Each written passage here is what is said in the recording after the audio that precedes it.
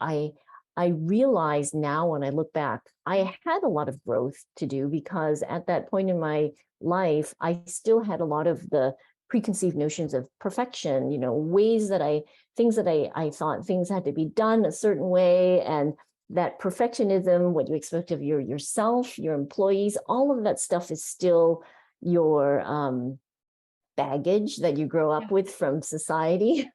So we operate with a lot of those expectations on ourselves, that we put up with and realize, and you think this is how it's supposed to be. So with those pressures, eventually, even though you're pursuing something that's wonderful in your dream, there are things that limit you.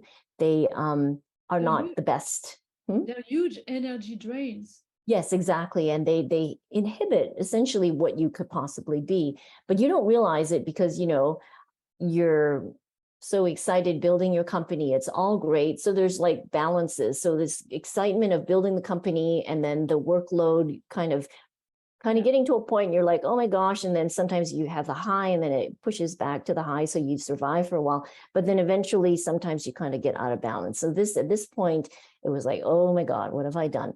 So it's not that this has gone away. Mm-hmm. You know what? As you were talking, I got this mental image of a snake shedding. You know, the way when they start to grow and then suddenly they must feel so Yes. tight and it must be Yes. so uncomfortable to crack the old skin and Yes. feel free on the other side. Exactly. Exactly. That's very, very accurate.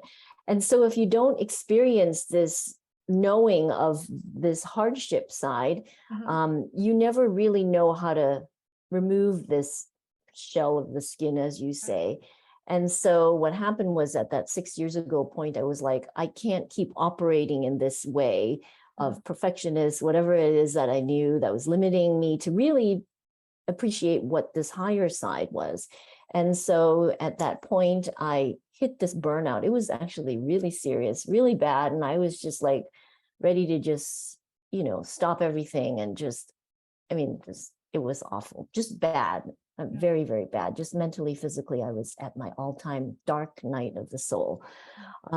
So it was at the stage where I was willing to try psychedelics. And that was 6 years ago, and I had my first, like, and keep in mind, growing up, I never really did anything like this. But I, tried acid for the first time, and then subsequently found a mushroom therapist who basically sat me, and I was able to break this cycle of what my belief systems were, and start to think differently about how do I approach life from a different perspective? How do I really focus more on these bigger picture lovely goals and things that really make you tick and resonate.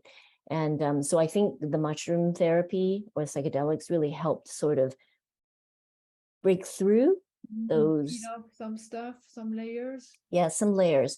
And then the meditation as a result, because once you see, you're able to get back there without the help of psychedelics. Yeah. For me, that was really helpful for the breakthrough.